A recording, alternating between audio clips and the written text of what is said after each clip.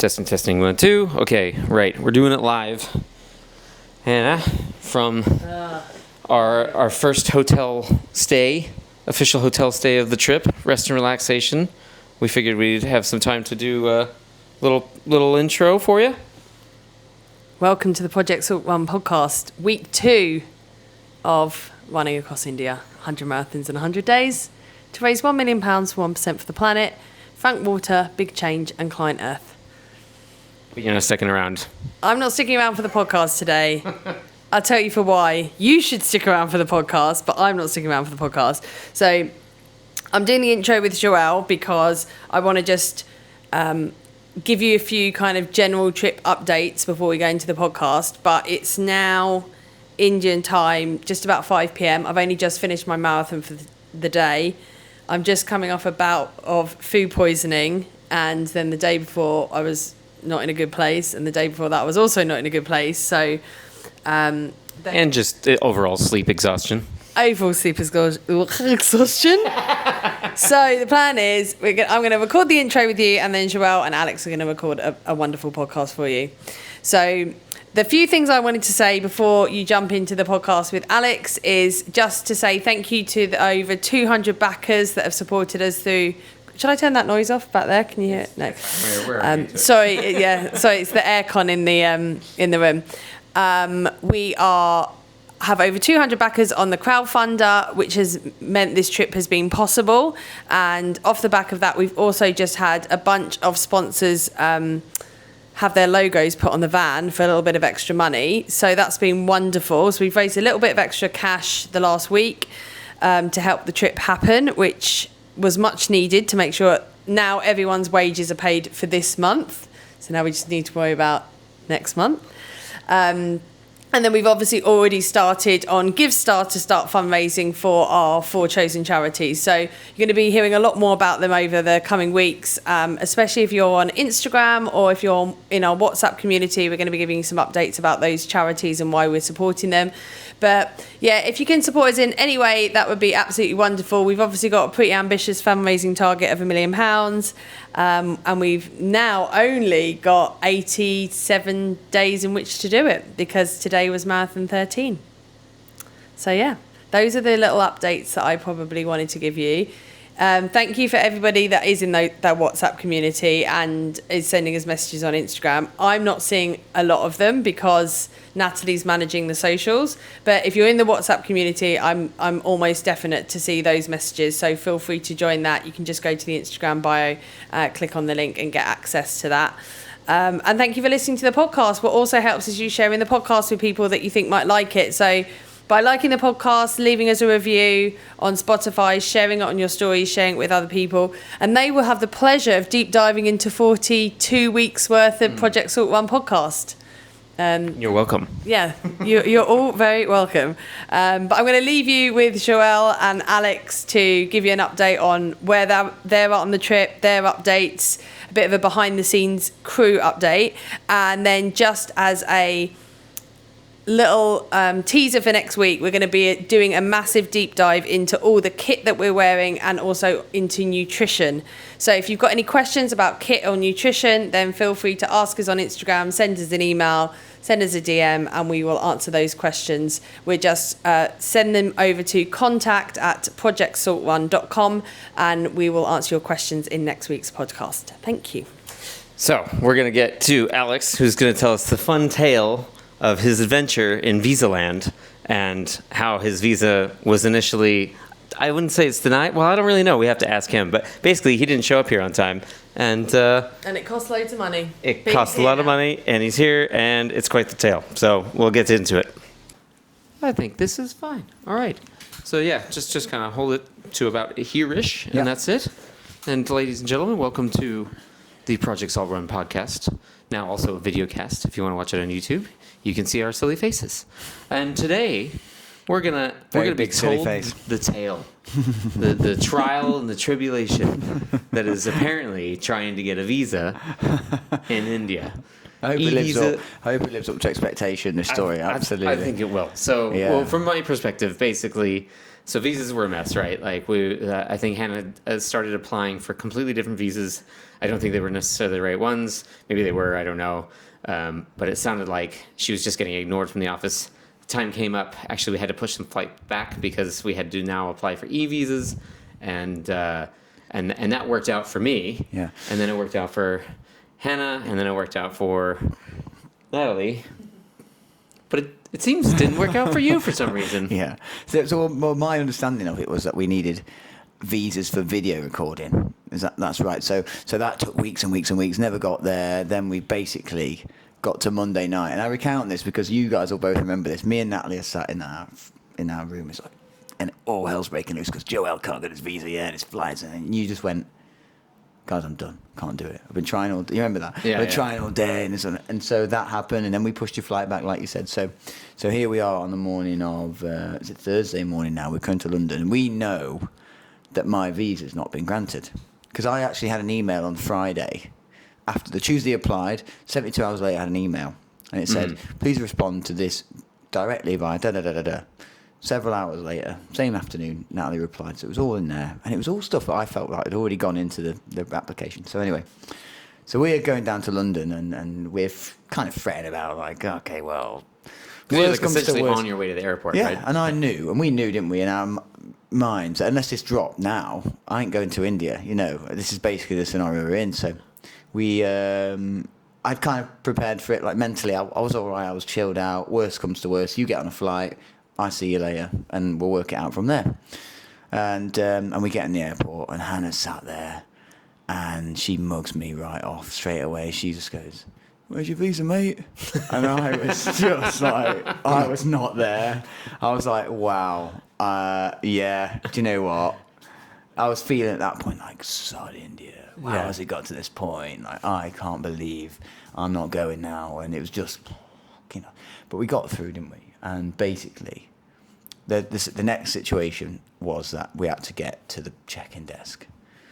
And everyone's... Yeah, because if you go to check-in, like, they're not going to let you on unless you have But obviously we were like, right, let's wing it. Let's see what happens. But then there's too many chefs, right? Now he's thinking of her thoughts and Hannah's thinking her thoughts. And I'm thinking, honestly, this is up to me now. I don't want anyone else taking responsibility for this. Look where we are. I need to just deal with this now. What will be, will be. And I was like, just let me lead on this, please. So I just thought my approach was go and say to him, like it was perfectly normal. Like we knew, oh yeah, they're just putting it, they just want to wait till we get there because it's Diwali, you see. So what they've said is that they'll just grant it when I arrive. So that's kind of what I did. Worked? So this happened. So I said, you girls go first. So Natalie and Hannah go first. So I'm like, oh yeah. So I'm just trying to be really casual about it. I'm thinking I've got the wrong guy here. Like just, you know, judging the book by the cover, I was thinking I've got the wrong guy. He was such a lovely guy. And he was like, his face said, oh, there's legitimacy here. And I was thinking, there isn't. We've got absolutely no legitimate reason why you should let me on this plane. But knowing that, I just thought, I'm just going to just try and be normal. And you know what? He got his manager, and they were all dead cool about it. And they were like, oh, yeah, well, it's not really your fault. And I was thinking, well, okay, it's not my fault. Absolutely not. It's Diwali's fault, you know, this whole thing. So basically, they said, to our understanding, was we've protected your seat, which meant that we didn't have to book another flight. That meant that it was free. That meant that within the next 72 hours, I could get on any plane, and we were hoping that we were just going to turn up at the airport and just get on the next plane. Yeah. So that's what I was led to believe, or whether, having spoke to Scott afterwards... Yeah, because he was saying it was going to cost like £700 or something like that, right? Like, but what happened is because I had to ring BA at the airport there and then, and because which was the guy's advice, because I spoke to someone on the phone, they'd logged it, it was totally impersonal, and they went through the official routes. Okay. So important to note that it's now documented the actual, you know, legitimate process that you're supposed to follow is now been documented. So all this kind of like me and him sort of thing was out the window. And Scott was like, that is now, he said, honestly, if you go back through us, next flight economy is November the 3rd. So we're now on the 20th of October. So November the 3rd would have taken us nearly to Delhi. Like, I might as well just join you in Delhi. You know, that would have blown the whole it would have blown the whole thing. thing. Also, I mean, just a side note, I remember, like, for anybody listening, if you don't know what Diwali is, it's basically like India. This is a really brutalized way to put it, but it's kind of like India's Christmas. It's like one of the biggest holidays throughout the year. Yeah, they call it the Festival of Lights, a Hindi festival. But actually, I learned today that it's celebrated a bit like Christmas by everybody now. It's a cultural festival as well. So actually, they spend family time and there well, it's like in Europe and the States. You don't have to necessarily be Christian to celebrate Christmas. That's right. Yeah, and that's very it's much cool. Which is really neat that they kind of have their you own got thing to see that, but we didn't get to see that. So I'm now. So Scott's telling me, he's like, I can't book it till the 3rd May. He goes, just let's just wing it through the airport. But chances are you're going to get to the desk, and they are not going to uphold what they've said. They're going to uphold. They're going to try and put you on the next flight and charge you a premium, because the only seats that are going to be left are the expensive ones. Yeah. Like, economy will be gone. It's gone now. I can tell you that. He's like, I've got the Matrix. I'm like, okay. So I'm prepared for this, right? So I'm ringing my mate. I'm calling my buddy. I'm like, give me a sofa for the night. And we get up, and I'm like, right, where can I go next? So I go to the consulate, and then they send me to the next consulate, who send me back again. And you're going in person, So I'm right? ringing the doorbell now. Yeah. So I'm in person, and this is all because you experienced it, and I experienced it, everyone. We couldn't get through to a single number, Diwali probably, in India. We couldn't get through to anyone. It was like national holiday. The first day, the consulate was closed, so there was like no one that was willing to help us on the day one. It was just right, okay. And we were all sending emails nonstop, just trying to call anybody that would answer. I had no idea what you guys were even, I was just there. Okay, well, don't be frustrated about it. We're still in this phase, but in my mind, I'm like, I've got 72 hours. Yeah. So every day was, every minute was kind of it was important. So yeah, I think I just go back day one. I ended up met this Australian girl who was outside. She was actually waiting at the same problem with me. She's like, my visa is, I'm flying tomorrow, and I can't get any information on my visa. So we literally went around together all day. We started going to takeaways, asking like Indian people, do you know anyone who can like sort this out for us? We went to this like a mobile shop, and he said, do this, and we tried that, mate. We were going through every single thing in our brain to try and and then of course Hannah, I think it was Hannah's idea, or maybe yourself or somebody suggested that Davy B. Shout out Davy B. Yeah, by the way. And also Sylvia, who helped me out. We got a little group chat together, and I'm inside the Home Office all of a sudden. We've got people who are helping us out. Just for those who wouldn't know, can you describe who Davy B is? Well, I think so. He was on our podcast, so you probably know better than me. Forgive me, Davy, but you're an ultra running sensation. Yeah. So you've obviously travelled across these parts of the world, and he knows a few people. So thank you for everybody, David Bohm. Yeah. I'm terrible. But yeah, right. And everyone who supported me through that, because they were basically, I've got, you can imagine what my WhatsApp's looking like. I've got this popping here, and you're popping off, and it's 3 a.m. over here, and you're still sorting it out. And this went on for days and days, and to the point where it came to Thursday morning. And the deadline is Thursday night, and I've got to get on, and I'm feeling like this. So like the pressure is on now. I'm just thinking, this is just, I've lost my sweet now. You know what I mean? I'm out my tree with it. I can't be bothered anymore. I just need something to happen, because I'm totally out of control of the situation. I don't know where I'm at. No one's talking to me. Phone lines are useless. Like, this was days and days and days and days. Like, honestly, man. And I'm thinking, how can it be so hard? And of course, I'm still in my mind looking back to 15 weeks ago. Why are we not sorting this out? And it's like, oh my God, all these emotions and stuff. Anyone who's ever tried to go on holiday, you always get that last bit of rush before you leave, where suddenly you actually have to start doing stuff to make, and visas clearly, should have been sorted. So the frustration was there. We got to Thursday morning, and I'm now in the visa office. I have an appointment. I booked an appointment to get a paper document visa done. Now there's reams, like Sikh people mainly, whether it's Diwali, but I think rows of Indians, and waiting outside, who were presumably wanting to go home to family and stuff like that. And I'm thinking, this is a long queue. Like, I don't know when this is going to, Anyway, book an appointment, or initially I think the guy just said, come in, speak to the manager. Sounds like a bit of a complex situation. I'm in the room, and my head is like, well, if it drops now, I'm in, so I don't really need to do this. but it's not dropped. So I'm just going to do it anyway but if it drops now, I'm actually in. So maybe I shouldn't do this, but I kind of need to do this because if I don't do it, then I'm just never going to get anywhere. So I'm sitting in the office and I'm filling it in. It's not happening. I go on the computer, I fill it in. I give it to the guy. He's like, "Oh, you filled it in wrong." Oh my God, why did I fill it in wrong? Because I didn't understand the And this is for a different visa, right? Oh, this It's is like- basically so you can get a paper copy. It's Okay, an old-fashioned way, if you like. Yeah, you gotcha. know, it costs you 4 times as much. Don't ever do it. It takes you 4 times as long. You know, but I just felt like I had control of the situation. So this kind of went on. So anyway, all that said, it wasn't working for me. Even though doing the paper version, I couldn't do it. And I'm thinking, this is just like, what? Right, I'm leaving. I'm coming back tomorrow morning. And that was the point where it all changed. Because if I'd have just had a bit of patience there, I could have gone home, waited it out till Thursday. The deadline would have come down, 72 hours. You're not flying anyway, mate. So just start again, go home, reset. Yeah.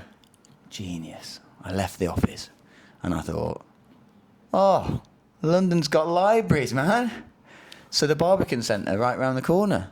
So I'm in the Barbican Centre and I'm like buzzing because I can get a computer, I can get my laptop, get the printer, do it, bang, bang, bang, done. I've got my paper visa. Great. So instead of going home, instead of waiting till the next day, I go back to the tourist office. So I'm now, So it's you've done like all this 2 work now, o'clock in the you've got all the afternoon, paperwork. right? So just to put this into perspective, I'm in the middle of London. My bags are at a house in Islington. The airport is obviously probably another, I think it's about an hour and a half on the Elizabeth line from there. So I've got at least 2.5 hours of like running around London just to get there anyway. So I'm like, well, the flight goes at that 10 to whatever, I've got to check in at 5. So I'm working it out in my head and basically it's getting tight. Yeah. It's getting tight. So I'm like, right, I'm doing it.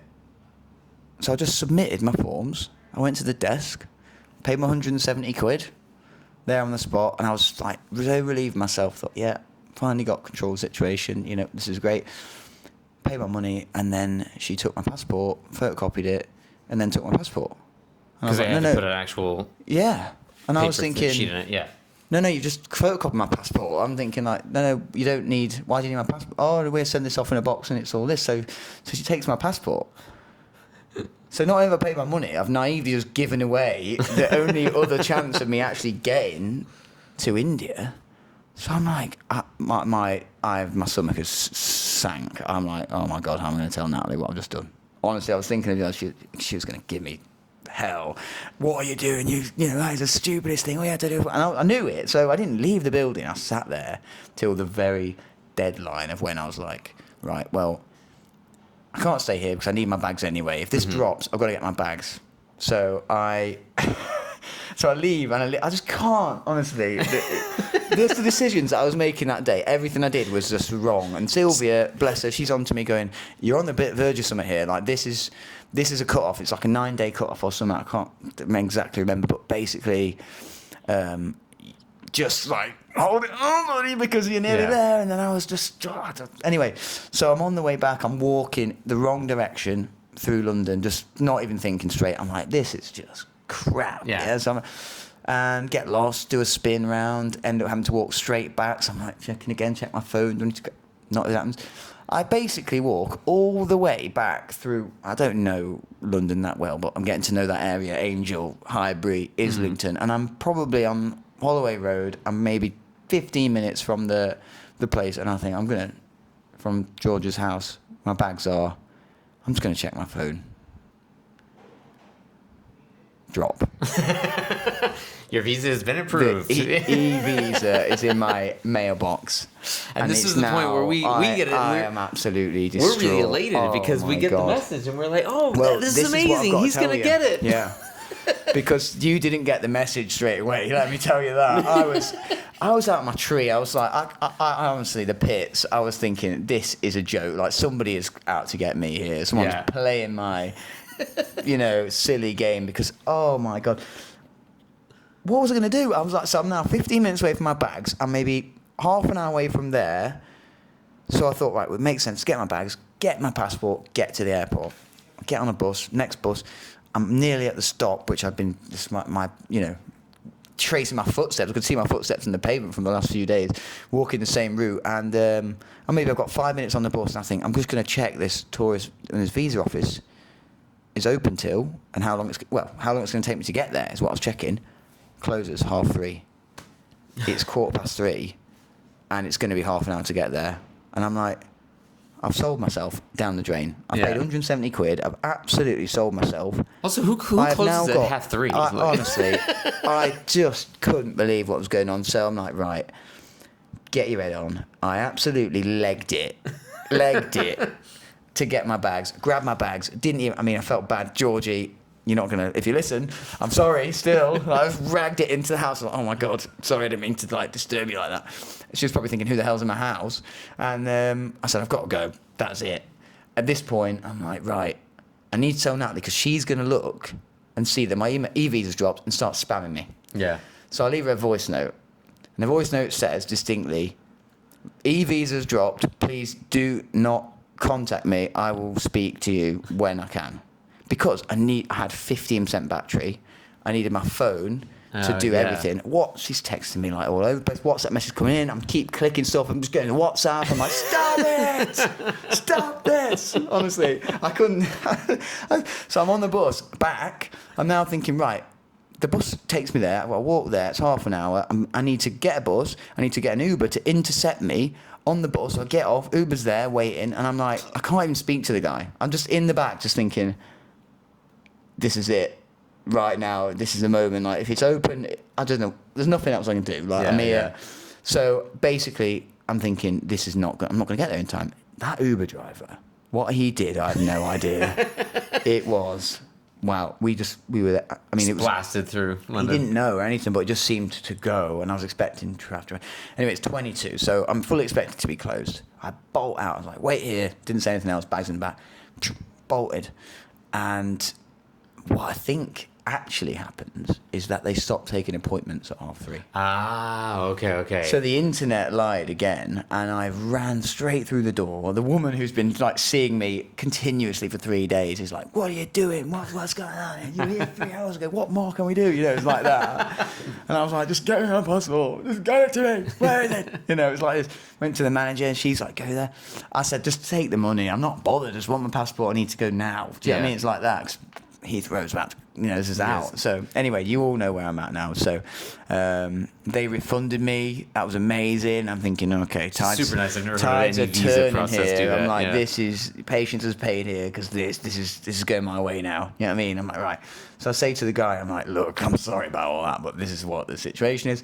How do I get to the station? He's like, oh, just drop me off at the station. So I chucked him a tip, and I was like, thanks, done. Train. So I'm now on the Elizabeth line.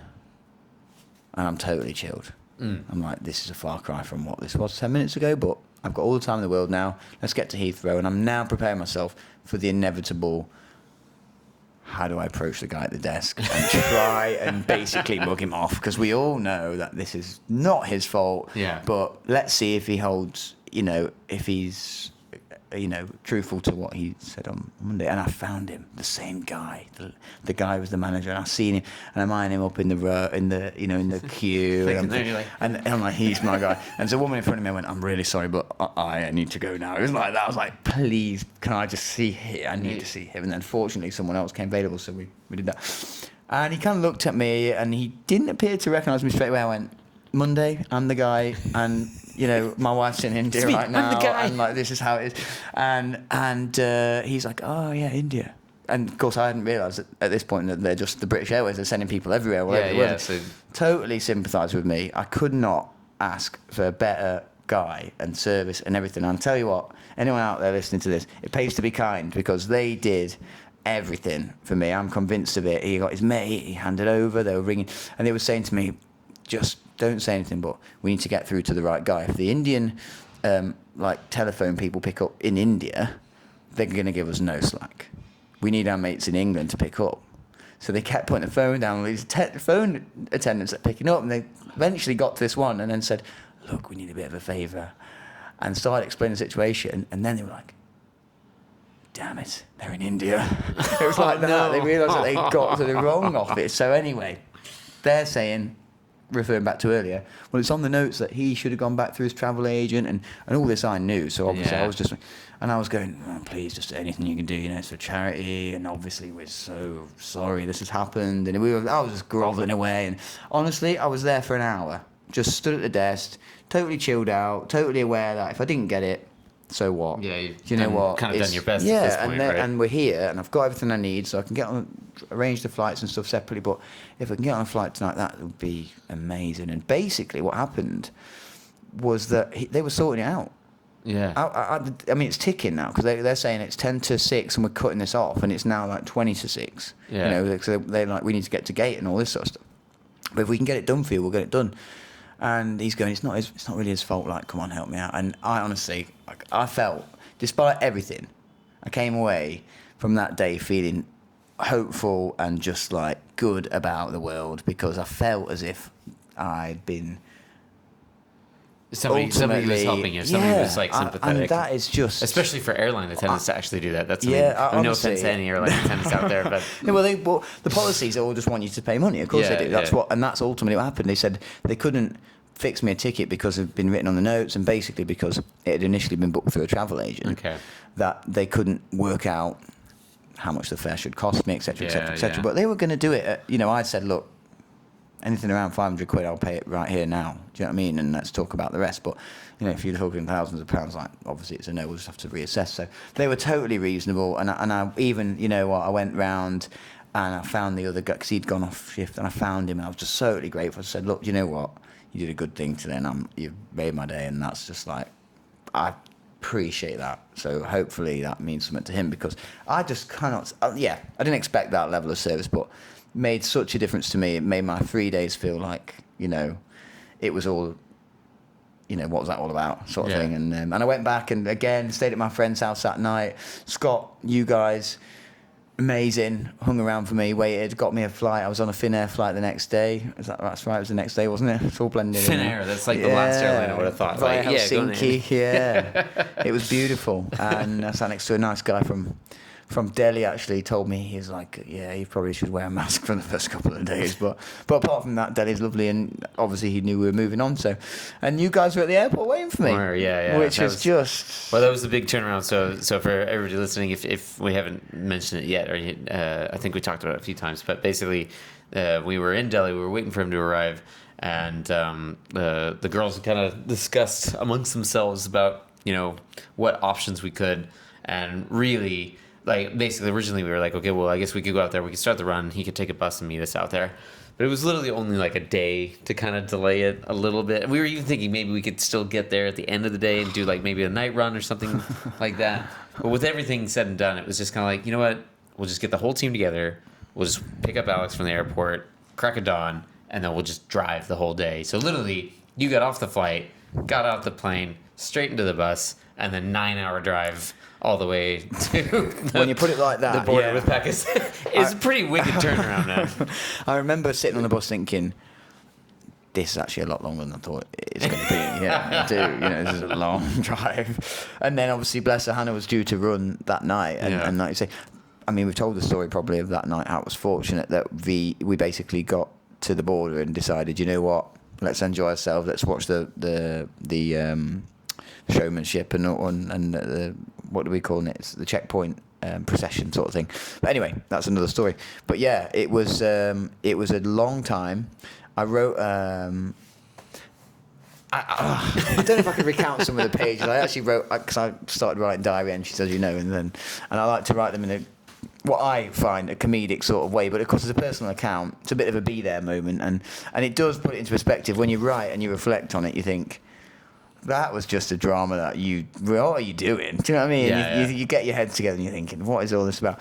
But yeah, at the time, when you're in deep and your thoughts are everywhere because it's quick, it's 10 to a dozen, and also, you're getting no help and you don't know the system. You get my drift. But it was, thanks to my friends for putting me up 3 days in London, sober surfing. Also, I think totally guilty about that. I think it was very much one of those cautionary tale for visas and things, which I've had a lot of experience with, and they're always miserable no matter what. So, sometimes it's just worth it to pay one of those agencies. I know they charge you for those, but sometimes it's just fucking worth it. But then also, like, it's a really good, I'm sure that was a crazy roller coaster of emotion and whatnot, but it was, you stuck with it, you got on with it, came out the other side. And although it wasn't perfect, everything goes. And I feel like that's a pretty good allegory for this entire trip. Yeah, well, I figured that would probably be the kind of theme going forward. So really, this is probably not the first and worst, or the last and worst thing you're going to experience on this trip. So, well, hopefully we won't have that many crazy to that level of stress and other things on the trip. I'm sure we'll have different ones. But thank you for the story, man. And thank you guys for listening. And we will try to be back sometime next week. I know we're a little bit late this week, but obviously, again, we're on the road. We're here. And you can see us in our first hotel that we've managed to get throughout the trip. Hey. We're 13 days in. First time for a real R&R, proper night's sleep. But yeah, we're going to let Hannah finish us out in her room, who is sitting down the other way. And we will see you guys next time.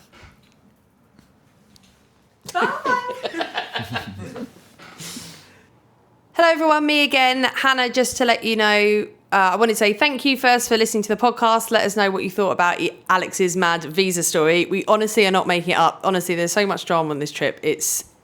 Even I know it sounds unbelievable. That's why it needs to come from other people. So we have evidence and witnesses to back up the craziness that is happening on Project Salt Run. Other things you can do to support us is, as you may already know, I founded the Better Business Network, which is a business community based in the UK, helping businesses make the world a better place through 3 different pillars, which is collective action, which is one of the things Project Salt Run is, community through our regional and online events and our online app for our members to connect with each other on, and also through continuous education through carbon literacy training and lots of other courses, as well as our Better Business Standard. So if you know a business that cares and wants to be part of a community that also cares, encourage them to join the Better Business Network, because supporting my business also helps support this collective action trip. Thank you so much for listening to the podcast, and we'll speak to you next week.